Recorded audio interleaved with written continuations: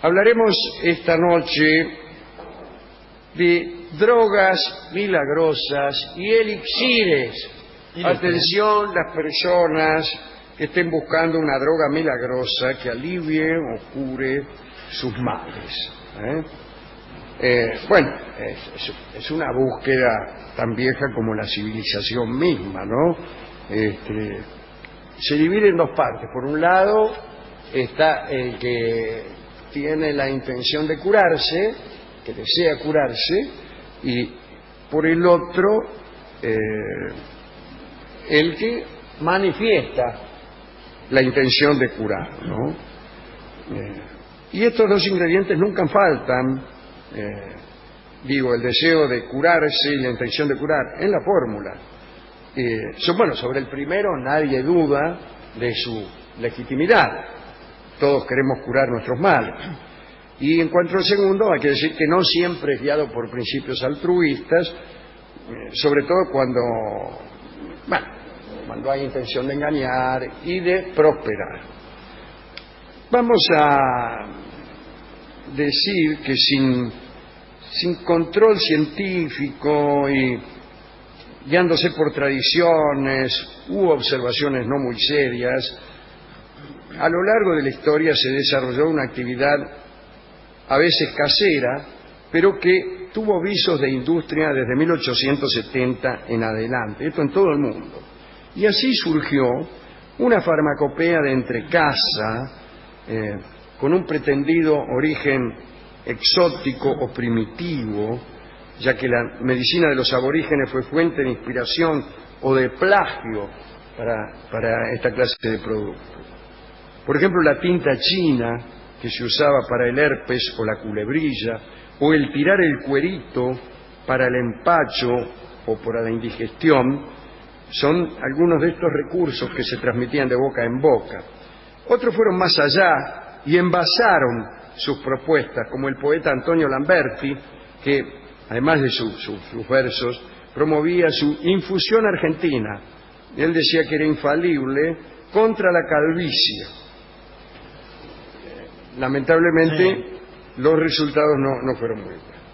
Como he dicho, la falta de legislación permitía prometer y crear falsas expectativas, que después daban lugar a lúgubres desilusiones. O a veces no, porque muchos mejoraban por lo que se llama el efecto placebo. Según algunos médicos, el placebo es el responsable de hasta un 30% de nuestras curaciones, ¿no? Placebo quiere decir yo complaceré. Eso quiere decir placebo. Bueno. Y el hecho es que especialmente durante los últimos años del siglo XIX, aparecieron una serie de pócimas, elixires, compuestos vegetales, que andaban por ahí sin especificación de ingredientes, sin indicación de efectos colaterales, sin aclaración de dosis máxima, bla, bla, bla, bla. Te encajaban cualquier cosa. En los Estados Unidos era muy frecuente el curanderismo itinerante. Solían andar en carros los tipos, esos carromatos. Casi no hay una película del oeste donde no aparezca un tipo, ¿no? En la Argentina la cosa es más humilde, son generalmente ranchos, cuanto más precarios mejor, llenos de estampitas y esas cosas. En Estados Unidos se usaba el carro y a menudo cierta dosis de contenido artístico. Por ahí había uno que bailaba, uno que cantaba o algo así. Había un lustrabota de Filadelfia llamado Thomas Diot que desarrolló toda una línea de remedios familiares, el más famoso de los cuales era el elixir del doctor Robertson, que destruye los gusanos. Me interesa. Un medicamento atribuido al genio de su supuesto abuelo, el abuelo de Diot, el doctor Robertson, que según parece se había graduado en Edimburgo. El negocio no debe haber sido nada malo porque nuestro lustrabotas compró allá por 1820 una fábrica de frascos de vidrio en la que podía envasar sus brebajes. Ya para ese entonces sus lociones y elixires le daban un rédito de $25.000 anuales, que en aquel tiempo era muchísimo.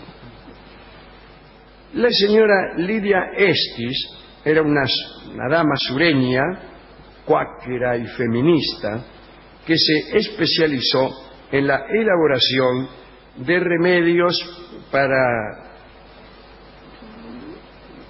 su sexo, digamos así. Y así sugirió un compuesto vegetal que se llamaba Lydia Pinkham, compuesto vegetal. O sea, era muy feminista, pero usaba el apellido del marido, Mr. Pinkham. Y bueno, tenía un retrato de ella en una etiqueta, una severa dama puritana, y parece que era un mejunje que tenía muchos efectos benéficos, especialmente sobre las mujeres. Estaban las explicaciones impresas en la etiqueta y dice, las leo, tengo acá la etiqueta. Ah, por favor. Dice: compuesto vegetal, cura positiva de todas las quejas dolorosas y debilidades tan comunes de ver entre las mujeres del mundo. Cura eternamente las peores molestias femeninas, problemas de ovario, inflamaciones, ulceraciones, caídas, desplazamientos, también la debilidad espinal, y se adapta particularmente a los cambios de vida. Muchas no sé promesas. lo que puede ser. Sí. Remueve el decaimiento. ¿Cómo me gustaría que me removieran Sí. el decaimiento? Una licuadora de decaimiento. Evita la flatulencia, señora, Sí. y la debilidad estomacal. Ser débil de estómago es lo peor que puede haber.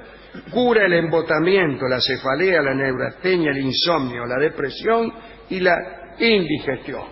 Me voy a tomar todo eso. un frasco, señor. Sí. A su salud. Sí, pero es solo para las mujeres, dicen que eso.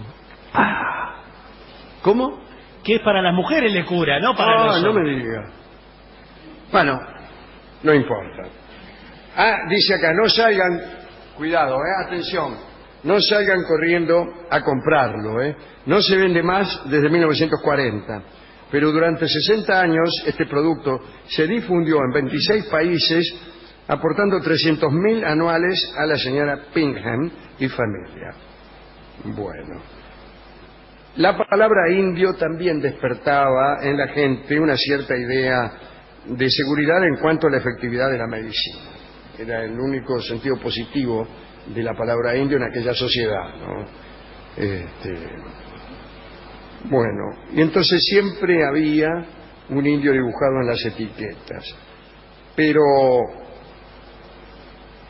los principales promotores eran los tipos estos del carro, los promotores itinerantes, autotitulados DOC, que montaban un espectáculo con música, como hemos dicho, discursos, entregas, descuentos por única vez, promociones, 2x1, la curación milagrosa, un testigo en vivo que contaba lo bien que le historia hizo. así lacrimógena para conmover a los asistentes. Antes marketing, y después. Claro. Y quizá el más famoso de estos vendedores de ilusiones, todo esto lo dice el doctor y querido amigo López Mato en su libro, ¿no? Criaturas del Señor se llama este libro. El más famoso de estos vendedores de ilusiones, dice Mato, fue William Avery Rockefeller. Sí, leyó bien, dice aquí, pero no, lo están escuchando por radio, doctor. Bueno, está bien. Doctor López Matos, yo lo estoy leyendo, pero bueno, discúlpeme, acaba de llamar indignadísimo. Este tipo, el William Rockefeller, era el padre de John David Rockefeller, fundador de la Standard Oil, la legendaria empresa petrolera. O sea, ya tenía plata el tipo. No. ¿Este no? El padre del John David Rockefeller fue William Avery Rockefeller. No tenía plata, pero le voy a contar cómo la hizo. No lavando ropa.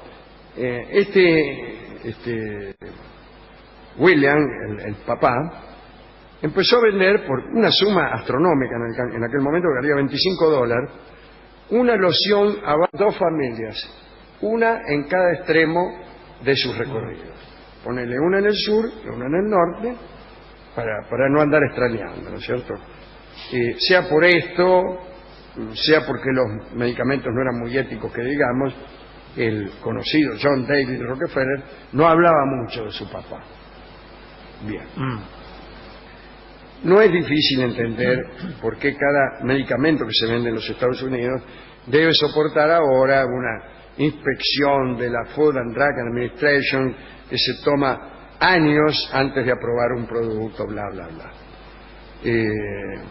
Sin embargo, no todo fue fraude y decepción. Entre tantos elixires, por ahí mucha gente que está escuchando este programa, presume, doctor Matos, está saboreando un refresco que se vendía en una farmacia de Atlanta como un tónico estimulante beneficioso para la digestión.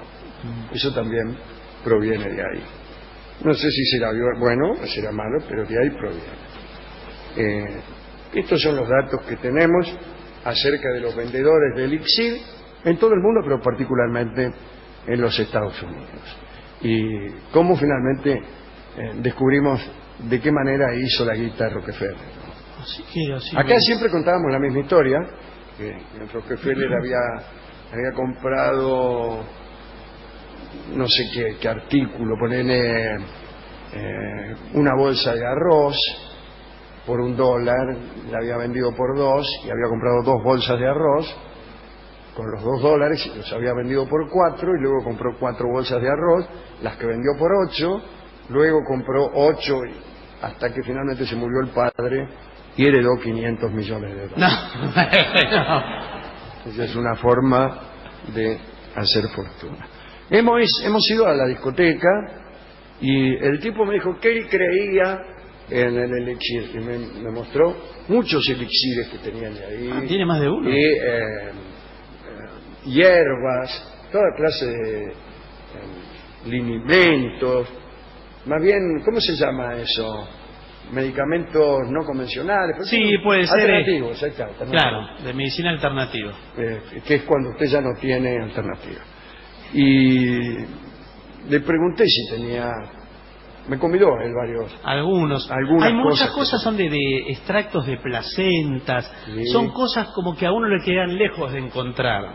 No es que usted se toma... A mí me convidó a Anacahuita, la emulsión de Scott, me masajeó con la emulsión de Scott, después me la dio por la espalda con untura blanca. No, ¿todo eso para qué es? Porque... Para todos. ¿Sí? No, bueno, no es para todos. Es buenísimo para todos, señor. Polvos de perlimpimpín y cosas así. Y disco ninguno, no le dio ninguna... Discos me dio uno que corresponde a la ópera que se llama El Elixir de Amor, de los cuales no hemos hablado, que son los elixires que sirven no ya para curar males, sino para curar mal de amores, ¿no? Es un mal no causado por un microbio, o quizás sí. Escucharemos entonces de esta ópera extensa de don Gaetano Donizetti, que se llama El Elixir de Amore, la más famosa de sus canciones y sus arias, que es Una furtiva lágrima. Todo esto, ciertamente, la ópera se compuso pensando en estos elixires, aunque la ópera está inspirada en historias mucho más añejas que esta, ¿no? Pero escucharemos entonces a Luciano Pavarotti cantando Una furtiva lágrima del Elixir de Amor.